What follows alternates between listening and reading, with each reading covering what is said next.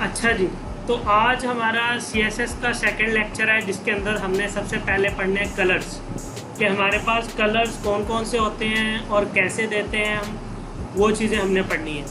तो पहले पिछली क्लास के अंदर आपने एक चीज़ नोट की होगी, तो मैं बार बार बैकग्राउंड कलर और कलर को यूज़ कर रहा था, तो ये क्या चीज़ होती है, तो इसको भी हम देख लेते हैं एक बार। लेट्स सपोज मैंने अभी हेडिंग 1 लिखी है, अपनी हेडिंग 1, तो अभी मैं कौन सा स्टाइल लगाने लगा हूँ, कोई मुझे बताएगा ये कौन सा स्टाइल है CSS की, कौन सी?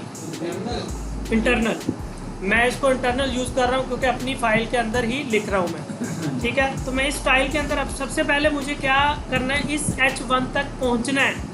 तो मैं किसी भी सिलेक्टर के ज़रिए पहुँच सकता हूँ, या तो मैं H1 सारे H1 को टारगेट करूँगा, या मैं उसको ID के ज़रिए या क्लास के ज़रिए या कैसे भी मैं उसको टारगेट कर सकता हूँ। तो अभी के लिए मैं क्या कर रहा हूँ, डायरेक्ट H1 से उसे हिट कर रहा हूँ। मैं कह रहा हूँ कि आपके पास जितने H1 हुआ करेंगे उसको आपने क्या करना है। अब यहाँ पर क्वेश्चन आता है कि हमने करना क्या है। तो पहली चीज़ ये है कि हमारे पास जितने भी कलर्स होते हैं ना, सारे कलर्स के नेम होते हैं हमारे पास। अगर हमने बैकग्राउंड का कलर देना हो, अगर हमें यहाँ पर बैकग्राउंड का कलर देना हो, तो हम क्या करेंगे, सिंपल यहाँ पर एक लिखेंगे बैकग्राउंड कलर कॉलन, और उसके बाद हमारे पास ये कलर्स, बहुत से कलर्स आ गए हैं, जो हम कलर चाहें उसे दे सकते हैं। Green, golden, golden rod, green, green yellow, जो भी हमने देखना है, मैंने ये दे दिया लेट्स सपोज। अब ये किस लिए था, बैकग्राउंड कलर के लिए, ठीक है। तो एक बात आप याद रखें, जो CSS हम अप्लाई करते हैं उसकी एक स्टेटमेंट जो होती है वो कैसे वर्क करती है कि उसकी एक एट्रीब्यूट होती है और एक उसकी वैल्यू होती है, ठीक है। एट्रीब्यूट और वैल्यू से क्या मुराद है, ये जो आपको ब्लू कलर का नज़र आ रहा है ये क्या है, उसकी एट्रीब्यूट। कॉलन के बाद क्या आ गया, उसकी वैल्यू, ठीक है। और साथ में मैं इसके एंड में क्या लगा रहा हूँ, स्माई कॉलन, ठीक है। इसका मतलब है कि मेरी CSS की एक स्टेटमेंट क्लियर हो गई। अब मैं इसके अंदर मल्टीपल स्टेटमेंट बेतहाशा जितनी मुझे चाहिए मैं लगा सकता हूँ, ठीक है। तो अभी के लिए हम जो चीज़ पढ़ रहे हैं, कौन सी एट्रीब्यूट पढ़ रहे हैं, अगर मुझे बैकग्राउंड का कलर लगाना हो तो मैं क्या लिखूँगा, सिंपल बैकग्राउंड डैश कलर और आगे उसके कलर का नाम। क्लियर हो गया। अब अगर मुझे टेक्स्ट का कलर चाहिए हो, मैं चाहता हूँ इसका जो टेक्स्ट है उसका भी कलर चेंज हो जाए, तो क्या करूँगा, उसके लिए हमें सिंपल लिखना है कलर, ठीक है। तो कलर यहाँ पर आप जो मर्जी कलर उसे दे सकते हैं। क्लियर हो गया, सही। अब हमने देखना है कि हम कलर किस अंदाज से दे सकते हैं, चाहे वो बैकग्राउंड का हो, चाहे वो टेक्स्ट का हो, चाहे वो जिस मर्जी चीज़ का कलर हो। कलर तो कलर है, हमने ये देखना है कि कलर हम कैसे कैसे दे सकते हैं। तो कलर हम RGB में दे सकते हैं, कलर का नाम दे सकते हैं। अभी तक जो हम करते हैं, हम कलर का नाम देते थे ना, ग्रीन, येलो, रेड, जो भी है, हम RGB के ज़रिए भी दे सकते हैं। RGB क्या है वो भी हम पढ़ लेते हैं। हेक्सा कोड के ज़रिए भी दे सकते हैं, RGBA भी दे सकते हैं, HSL भी दे सकते हैं। अब ये सारी चीज़ें हैं क्या, RGB को देख लेते हैं। RGB आपके पास होता है कि यहाँ पर आप देख रहे हो, नज़र आ रहा है RGB, इसका मतलब होता है कि रेड, ग्रीन और ब्लू। यानी आपके पास पहला पैरामीटर होता है रेड का, दूसरा होता है ग्रीन का और तीसरा होता है ब्लू का। हमारे जितने भी कलर्स होते हैं वो इन्हीं तीनों कलर से मिलके बनते हैं। हम इसमें बताते हैं कि रेड की इतनी मकदार रख दो, ग्रीन की इतनी और ब्लू की इतनी। जब इसका कम्बिनेशन बनाते हैं तो हमारा कलर चेंज हो जाता है। लेट्स गो है, हाँ, अभी आपने स्क्रीन पे देखना है, ये RGB देखना चेंज होगा जैसे जैसे मैं कलर चेंज करूँगा। हो रहा है ना, ये क्या है, इसके अंदर चेंज हो रहा है कि रेड इतना, ब्लू, ग्रीन इतना, ब्लू इतना। अगर हमने ये वाला कलर चूज़ किया है, ये वाला जो अभी यहाँ पर डिस्प्ले हो रहा है, अब इसके अंदर ये कैसे बना, रेड की मकदार कितनी है 198 और ग्रीन की 247 और ब्लू की 125। और अगर मैं आपको ये दिखाऊं, अगर मुझे अकेला ब्लू चाहिए तो मैं क्या करूँगा, हमारे पास नंबर्स होते हैं 0 to 255, यानी 256 नंबर होते हैं टोटल, 256 नंबर। यानी कि रेड की हमारे पास कितनी मकदार हो सकती है, कितनी क्वांटिटी, 0 से 255 तक टोटल कितने बन गए, 256, 0 को इंक्लूड करके, ठीक है। 0 इंक्लूड करेंगे और 255 इंक्लूड करेंगे तो कितने बन गए, 256। ओके, हाँ तीनों की। अब इसके दरमियान आप कोई भी सेट कर सकते हैं। अब अगर मैं अपनी मर्जी से सेट करूं, मैंने कहा जी 120 आप रेड ले लो, अभी मुझे नहीं पता ये क्या बनेगा, मैं अपनी तरफ से बना रहा हूँ। 14 मैंने कहा ग्रीन ले लो, और ब्लू जो है वो आप 210 ले लो, ठीक है। अब देखो उसने एक कलर बना दिया ना, बन गया ना, कलर बन गया हमारा, क्लियर हो गया। और अगर मुझे कोई बताएगा अकेला ब्लू चाहिए तो मैं क्या करूँगा,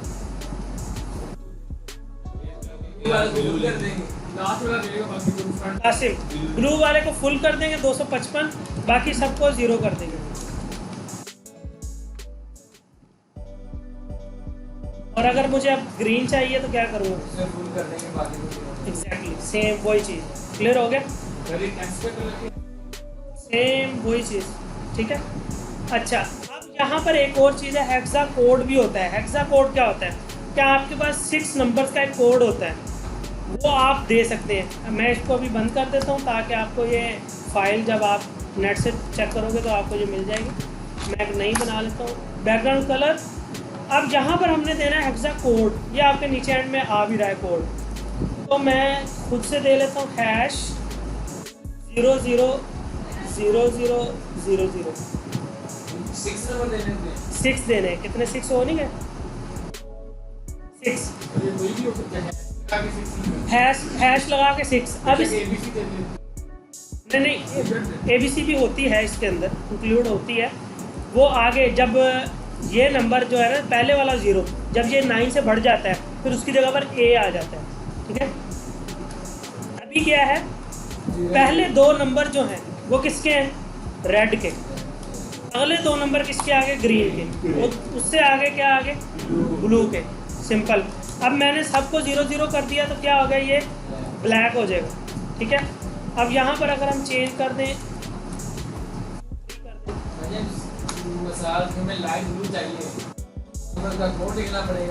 मैं वो भी आपको बताता हूँ। अभी आपने यहाँ पर ऑनलाइन जाना है, ऑनलाइन कलर पिकर, आपके पास ये कलर पिकर आ गया। आपने कलर सेलेक्ट कर लेना जो आपको चाहिए। मुझे चाहिए लाइट कौन सा, ये आप आ जाओ ब्लू पे, कौन सा, ये ठीक है। अब यहाँ पर तीनों चीज़ें हैं, हेक्सा कोड भी है, RGB वैल्यू भी है, और बाकी चीज़ें भी हैं, HSL जो हम पढ़ेंगे। हाँ, उधर से भी कर सकते हैं। तो इसका मैंने यहाँ से कोड उठाया। अगर ये मैं इसलिए कह रहा हूँ, लेट्स सपोज आपका जब बड़ा प्रोजेक्ट होता है ना कोई, फिर आप ये RGB की बजाय हेक्सा कोड यूज़ कर लेते हैं, तो आप बताते हो अपने साथ वाले टीम मेंबर को कि यार ये कोड है, आप इस कलर को यूज़ कर लेना, ये यूज़ हो रहा है। तो वहाँ पर कलर के कोड जो है वो आसान हो जाते हैं याद रखना, ठीक है। अब ये कलर मेरे पास सेम आ गया, ये कैसे है, हेक्सा कोड से, ठीक है, क्लियर हो गया। अब हेक्सा कोड के बाद हमारे पास होता है RGBA। पहले हमने RGB पढ़ा था ना, अब RGBA भी है। वो क्या है, दोनों के अंदर हम डिफरेंस देख लेते हैं। पहले मैं ये RGB ऑन कर लेता हूँ,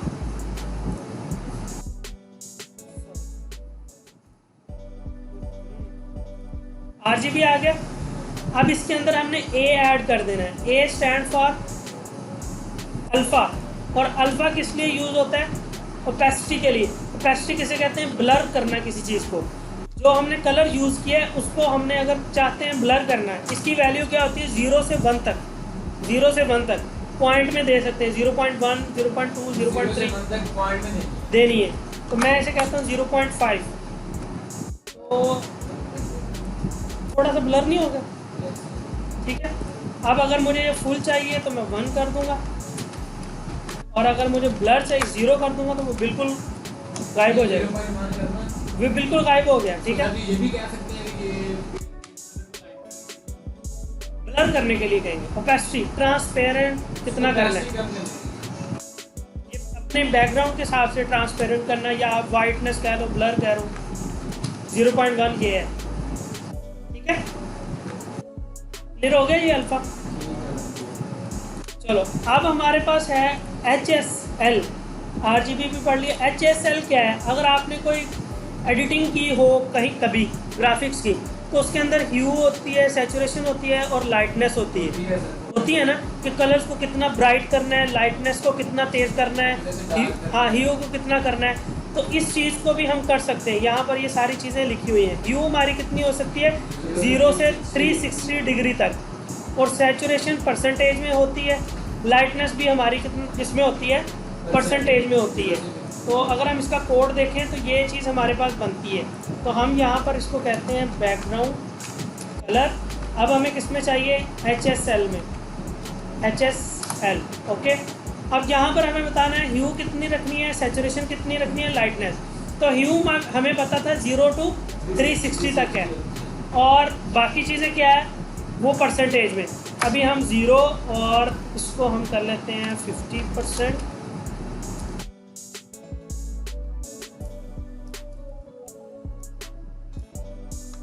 वो एक कलर खुद ही बन गया। ठीक है, तो इसको भी हम चेंज कर सकते हैं। देख लो, हाँ ये देखो इसके अंदर भी परसेंटेज बढ़ रही है। सही है, तो इसके अंदर क्या है अभी ग्रीन जो है ये, सॉरी, इसके अंदर तो सैचुरेशन है, लाइटनेस आपकी 51 है। अगर आप पीछे चले जाएंगे तो देखो लाइटनेस बढ़ रही है, वाइट हो रहा है ना, तो लाइटनेस बढ़ रही है। इधर जाएंगे लाइटनेस आपकी कम होती जाएगी। नीचे को आएंगे। अच्छा, अब ये तीसरी चीज़ क्या आ गई? ये तीसरी, ये ए आ गया, अल्फा, वही पेस्ट्री वाला। अब देखो कलर वही है, कलर वही है। माविया क्या हुआ? चलो कल ओपेसिटी आ गई है। ठीक है, ज़्यादा कम करने की, तो आप इसको भी लगा सकते हो। अभी मैं यहाँ कर देता हूँ। ठीक है, ओपेसिटी खुद ही आ गई। मैंने कहा था ना 0 के बाद आप लगा सकते हैं पॉइंट में। तो इसको हम चेक करेंगे तो ये आपके पास कलर्स हो गए। क्लियर हो गया? कलर्स के अंदर कोई क्वेश्चन? चलो कलर से फिर हम आगे चलते हैं। आगे की दुनिया हमारे पास कलर से आगे क्या है आ जाता है हमारे पास। अगर हमने बोल्ड करना हो, मैंने कहा था ना हम ये बी के टैग, स्ट्रॉन्ग के टैग बहुत कम यूज़ करते हैं। हम वो CSS के ज़रिए सारा कुछ करते हैं। तो ये चीज़ हम CSS के ज़रिए करने लगे। कैसे? P आ गया, P के अंदर लॉरम एक हमारे पास टेक्स्ट आ गया। अब P मुझे बोल्ड चाहिए, तो क्या करूँगा? P के अंदर जाके कहूँगा font weight, font dash weight. तो वेट आपके पास आ गया। कितना वेट करना है आपने उसका? ये सारी वेट की प्रॉपर्टीज़ हैं, ये आपने घर से भी लगा के आनी है सारी।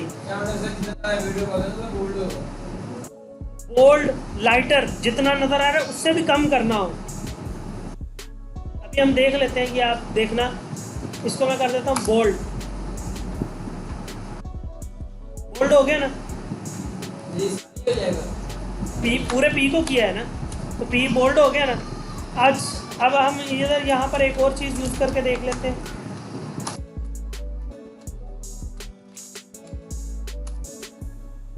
बोल्डर, ये भी देख लेते क्या है।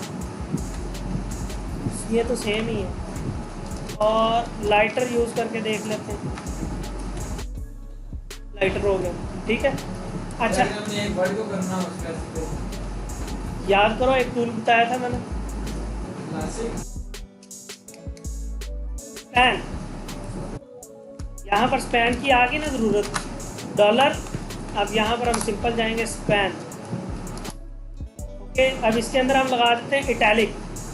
तो इटैलिक कैसे लगाएंगे? इटैलिक करना, तो उसको हम कहेंगे फ़ॉन्ट स्टाइल। क्या करेंगे? Font style.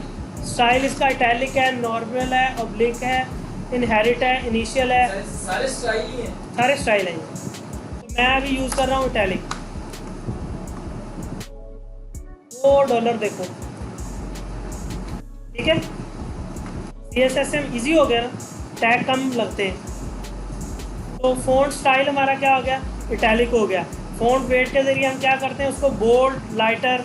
अच्छा, अब ये लाइटर क्यों है, आप तो सोच रहे होगे लाइटर तो वैसा ही हो गया। तो लाइटर की एप्लीकेशन ये है, अगर मैंने यहाँ पर H2 बनाया है,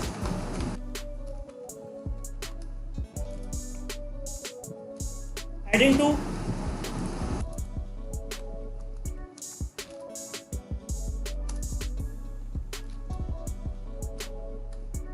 लाइटर होगी ना, नोट नहीं किया, बोल और ये करना नोट नहीं किया, ये दोबारा चेक करो एक बार।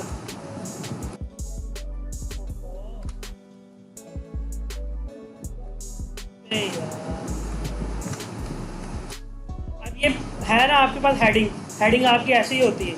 अगर आप इसको चाह रहे हो थोड़ी सी लाइट करना, तो आप इसको लाइटर दे दो। या ब्रेक करना तो फ़ॉन्ट वेट यूज होगा, बरोबर। हाँ, स्टाइलिश से मुराद उसको टेढ़ा मेढ़ा करना है। कोई भी वो क्या होते हैं राइटिंग सी यूज करते हैं। हाँ ठीक है, क्लियर होगी ये चीज़। आगे चलें। आगे आपके पास स्ट्रेच। स्ट्रेच क्या होता है?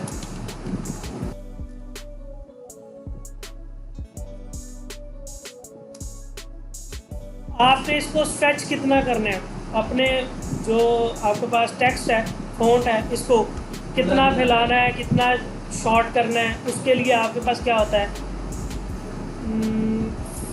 कोई भी यूज़ करके देख लेते हैं, मैंने भी ये यूज़ तो होते नहीं है। स्टैंडर्ड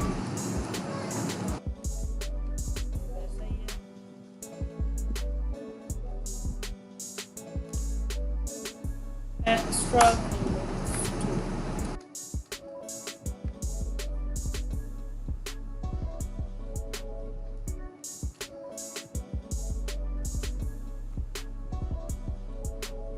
बस कोई 19-20 का फ़र्क पड़ रहा होगा, या ये चीज़ें जो यूज़ भी नहीं होती, हम इनको यूज़ भी नहीं करते। पी पे लगा के देखते हैं।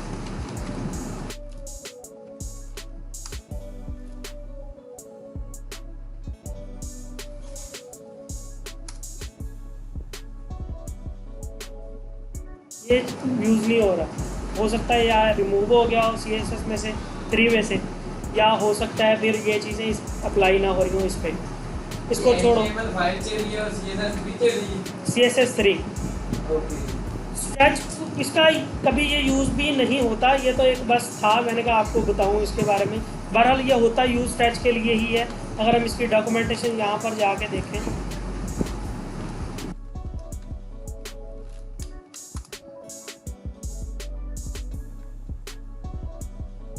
अब देखो इन्होंने भी यहाँ पर यूज़ नहीं किया, सिर्फ बता दिया, यूज़ नहीं किया इसको।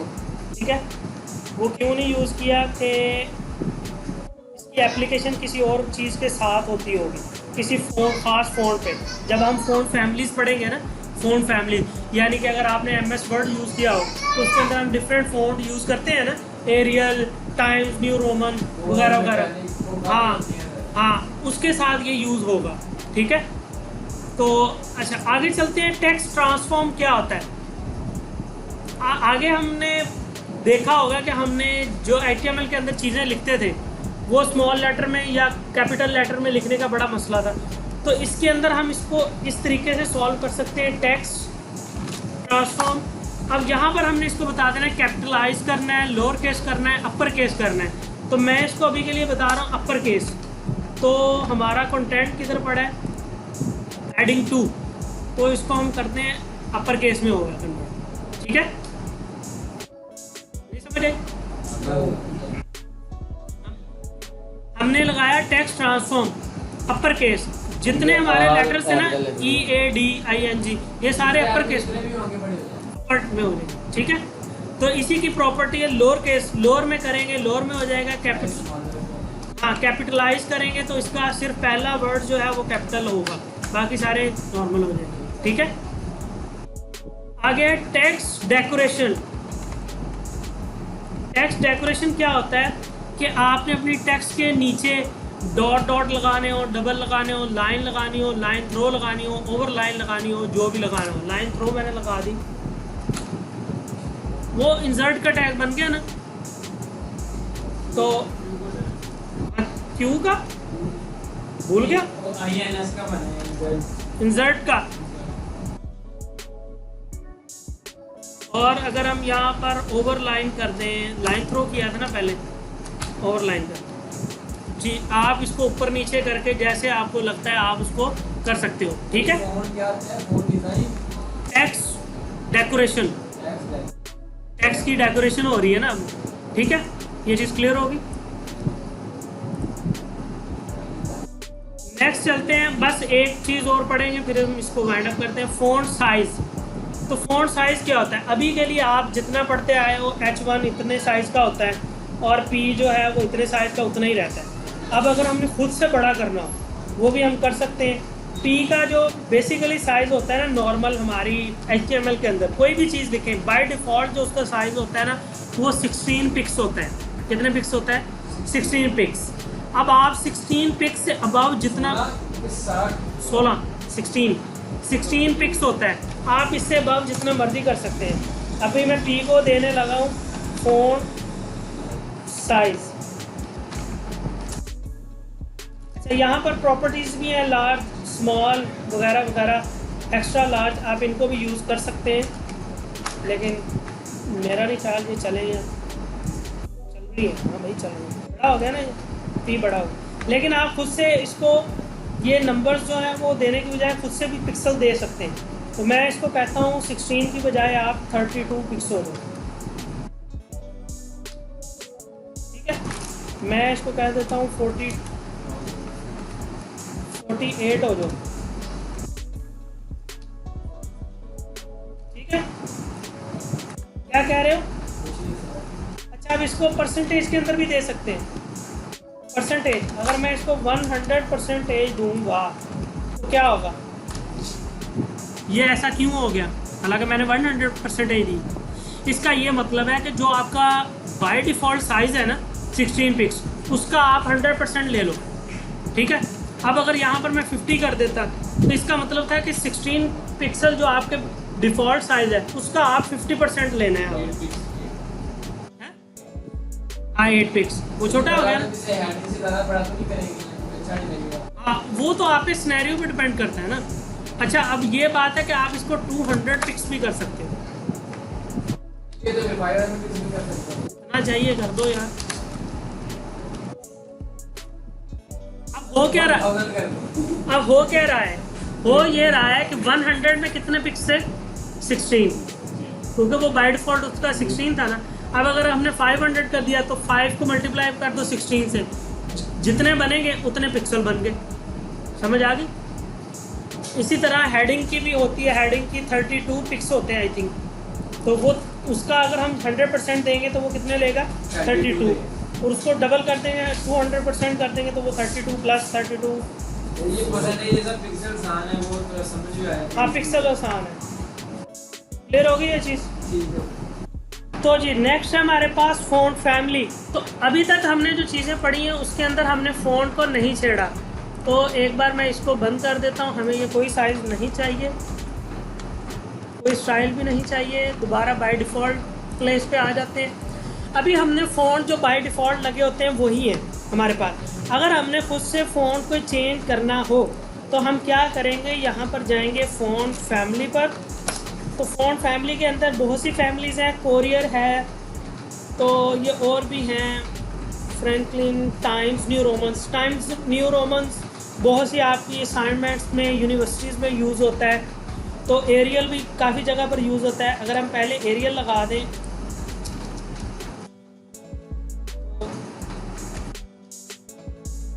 एरियल आ गया तो यहाँ पर वो चेंज हो गया थोड़ा सा, फ़ॉन्ट का स्टाइल जो थोड़ा सा चेंज हो गया, फ़ॉन्ट फैमिली चेंज होगी।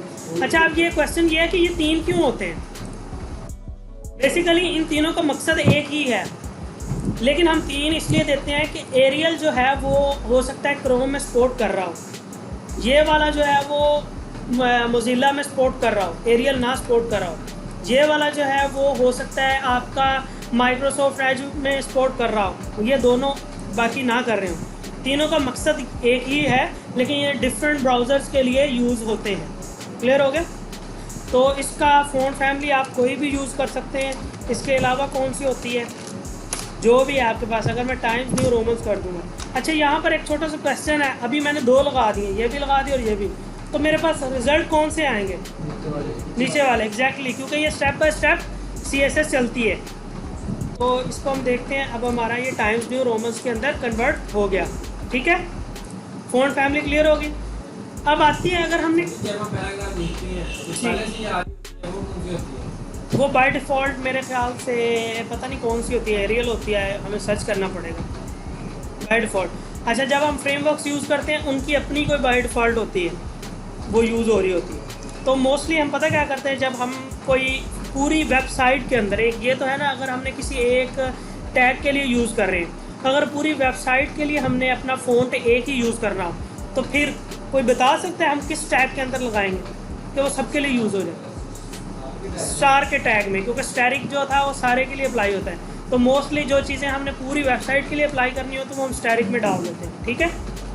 तो अच्छा, ये तो हो गया था जो बाय डिफ़ॉल्ट या वैसे हमने CSS के अंदर हमें मिलते हैं फ़ॉन्ट फैमिलीज़। अगर हमने कोई अपनी तरफ से फ़ॉन्ट फैमिली किसी और की बनाई हुई यूज़ करनी हो, लाइक हमने उर्दू यूज़ करनी हो, हिंदी यूज़ करनी हो, कुछ और यूज़ करना हो, वो कैसे यूज़ करेंगे? तो हम यहाँ पर आएंगे, यहाँ पर फ़ॉन्ट URL या कोई भी यूज़ कर दिया। रिकॉर्डिंग हो रही है, नहीं तो मैं भी शामिल कर होता है इसमें। तो फ़ॉन्ट URL, तो इसके अंदर हम यहाँ पर सर्च करेंगे तो गूगल के फ़ॉन्ट्स आपको मिल जाएंगे। तो आपने गूगल के फ़ॉन्ट्स पर अगर क्लिक किया तो आपके पास बहुत से यहाँ पर आ जाएंगे फ़ॉन्ट जो आपने यूज़ करना है। तो अभी मैं कौन सा यूज़ करने लगा हूँ, अगर ये वाला यूज़ करें हम, कोई अजीब सा करते हैं ताकि नज़र भी आए, ये वाला कर लेते हैं। तो मुझे ये वाला यूज़ करना है, तो इसके लिए मैं डाउनलोड फैमिली पे क्लिक करूँगा तो मेरे पास फैमिली डाउनलोड हो जाएगी। तो अब इसके अंदर मैं गया, सॉरी,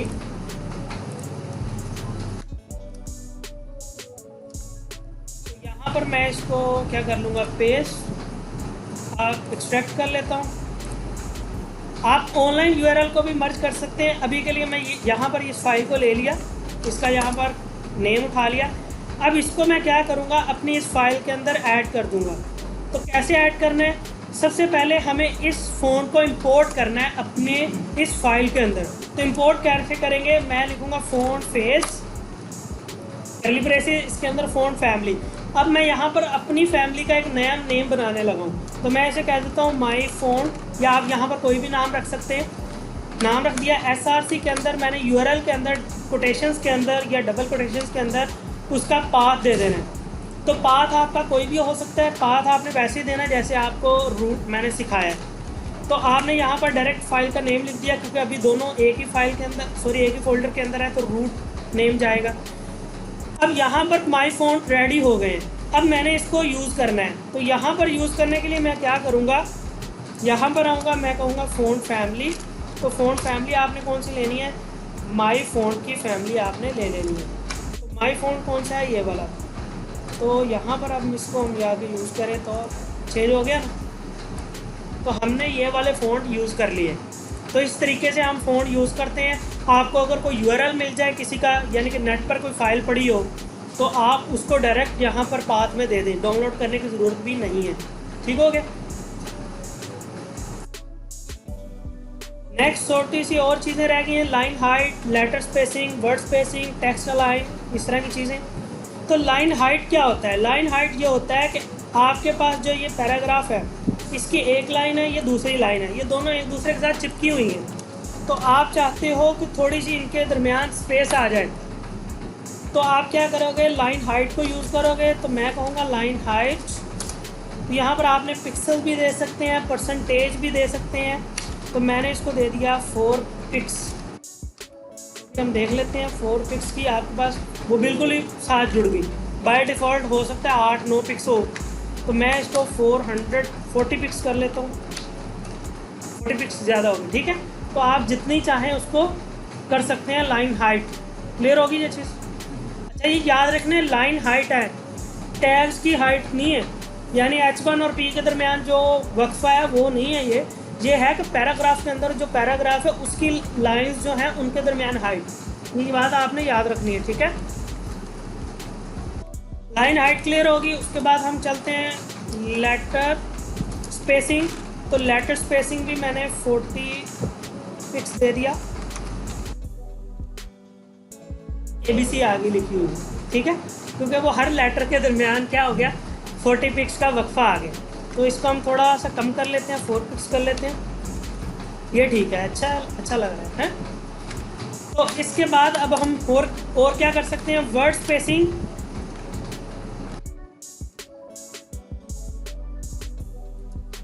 तो वर्ड स्पेसिंग क्या होती है, वो भी आपने 4 पिक्स कर दी। इसका मतलब है वर्ड्स के दरमियान कितनी स्पेस है,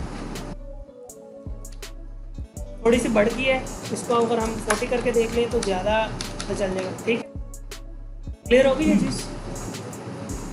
तो ये छोटे छोटे टैग हैं, याद रखने। अच्छा, अब यहाँ पर आपकी एक बड़ी चीज़ सॉल्व होने जा रही है। आपने जो अपनी असाइनमेंट के अंदर प्रोजेक्ट HTML के अंदर आपने टेबल बना के टेक्स्ट को सेंटर में किया था ना, अब आपको टेबल बनाने की ज़रूरत नहीं है। और ये आपके असाइनमेंट का, आज की असाइनमेंट का पार्ट भी है। आपने उसको कन्वर्ट करना है CSS में। कैसे करना है, यहाँ पर आपके पास हेडिंग 1 लिखी है, आपने इसको सेंटर में लेके आना है। तो क्या करेंगे, हेडिंग 1, तो मैं यहाँ पर लिखूँगा text line centre. Okay, text line centre. क्या वो मैंने H1 को देखो, H1 को किया हुआ है, पैराग्राफ को मैंने छेड़ा ही नहीं। ठीक है, तो आप बहुत सी चीज़ें यूज़ कर सकते हैं सेंटर के अलावा। आप देख लो यहाँ पर क्या क्या चीज़ें आती हैं। सेंटर है, एंड है, लेफ़्ट है, राइट है, स्टार्ट है, जस्टिफाई है। राइट क्या होगा, वो राइट पे चला जाएगा इस साइड पे। तो लेफ़्ट वे करेंगे तो वो ऑलरेडी लेफ़्ट पे ही होता है, तो लेफ़्ट वे चला जाएगा। ठीक है, तो जस्टिफाई करेंगे, ये भी कई जगह पर यूज़ होता है। जस्टिफाई का मतलब होता है कि जहाँ पर है ना वहीं पर रखना है आपने, इसको छेड़ना नहीं। ठीक है, तो सेंटर कर दिया। अभी के लिए मैं सेंटर कर देता हूँ।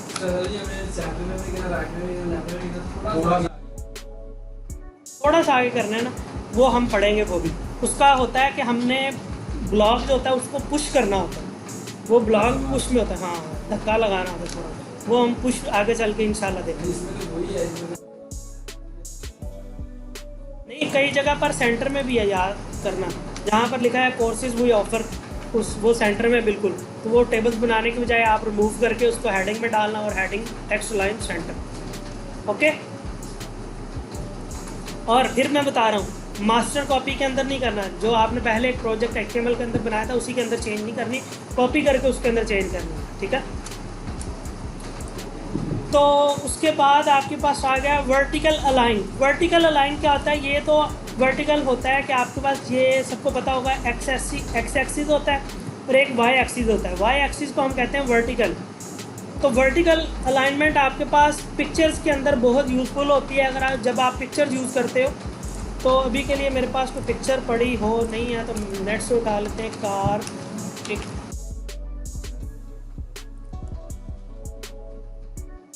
ये हमारी जद्दी पुश्ती पिक्चर। Copy image address. अब हम यहाँ पर एक इमेज का टैग डाल देते हैं, इतना लंबा टैग। तो विड्थ इसको मैं दे देता हूँ 10 पिक्स।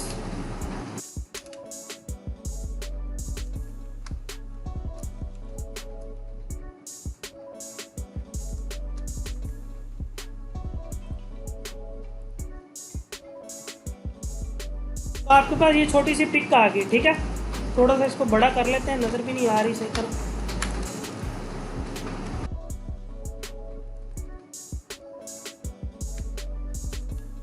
ओके, अब हमने इसकी क्या करनी है, अलाइनमेंट करनी है। यानी कि ये टेक्स्ट पिक्चर के दरमियान में आए या टेक्स्ट ऊपर आए, पिक्चर नीचे आए, इसको कैसे करना है। तो इसके लिए हमने यहाँ पर जाएंगे इमेज के टैग पे,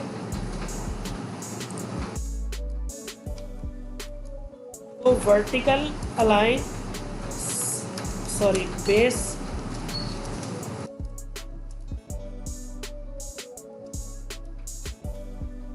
लाइन। ठीक है, तो बेस लाइन का मतलब होता है कि दोनों एक ही लाइन में आ जाए।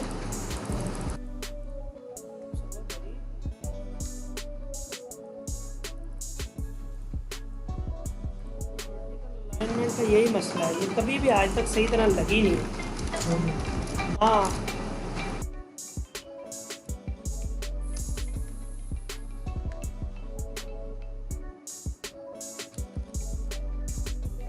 हाँ ये वर्क नहीं कर रही वर्टिकल अलाइन।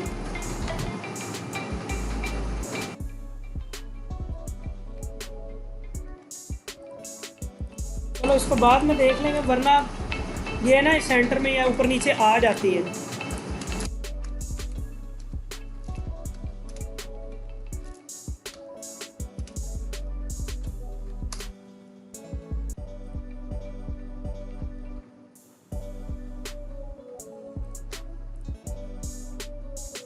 वर्टिकल अलाइन, ठीक है। तो इसके अंदर होता ये है, यहाँ पर भी आप देख सकते हो, आपके पास पैराग्राफ है, इसके अंदर इमेज लगी हुई है, ठीक है। उन्होंने उस इमेज को गेट किया, वो किसके ज़रिए किया, image.a image.b क्लासेस के ज़रिए। हमने डायरेक्ट गेट कर लिया, उन्होंने क्लासेस लगा के किया। डिफरेंस तो सिर्फ यही है। बाकी यहाँ पर देखो बेस लाइन का क्या मतलब होता है, वो बिल्कुल दरमियान में आ जाती है, ठीक है। और अगर टेक्स्ट टॉप करें तो वो टॉप पे आ जाती है, टेक्स्ट आपका जो है वो नीचे आ जाता है। टेक्स्ट बॉटम करें तो पिक्चर आपकी ऊपर चली जाती है और टेक्स्ट आपका नीचे आ जाता है। कई ब्राउज़र्स के अंदर जो CSS3 है ना, CSS3 के अंदर वर्टिकल अलाइनमेंट इतनी कारआमद नहीं है, यूजेबल नहीं है, यूज़ नहीं होती CSS3। और जो मॉडर्न ब्राउज़र्स हैं वो काफ़ी इसको ना सपोर्ट नहीं करते। मेरे साथ आगे भी ऐसा होता रहा है कि वर्टिकल अलाइनमेंट नहीं चलती। तो लेकिन आपको पता हो, अगर कभी चल जाए या कोई और इसका जुगाड़ हो जाए तो ये चल जाती है। तो अब तरीकाकार इसका बेसिकली यही है, ठीक है। क्या हुआ, बस एक दो चीज़ें और रह गई हैं। टेक्स्ट शैडो रह गया, इसके बाद हम इसको वाइंड अप करते हैं। तो टेक्स्ट शैडो क्या है, टेक्स्ट शैडो है कि टेक्स्ट का आपने अगर जब शैडो बनाना हो तो इसके अंदर आपके पास 3 पैरामीटर्स होते हैं, horizontal shadow, vertical shadow, blur और कलर। तो हॉरिजॉन्टल शैडो जो है वो आपने पिक्सल्स के अंदर बताना होता है। मैंने इसे बताया 2 पिक्सल हॉरिजॉन्टल और 2 पिक्सल ही वर्टिकल। ब्लर अगर आपने करना है तो आप डाल दें, नहीं करना तो आप ना डालें और सिर्फ कलर लिख दें। तो मैंने इसको कलर रेड कर दिया। तो अभी हम इसको देखें, शैडो बन गया, नज़र आ रहा है थोड़ा थोड़ा शैडो रेड। तो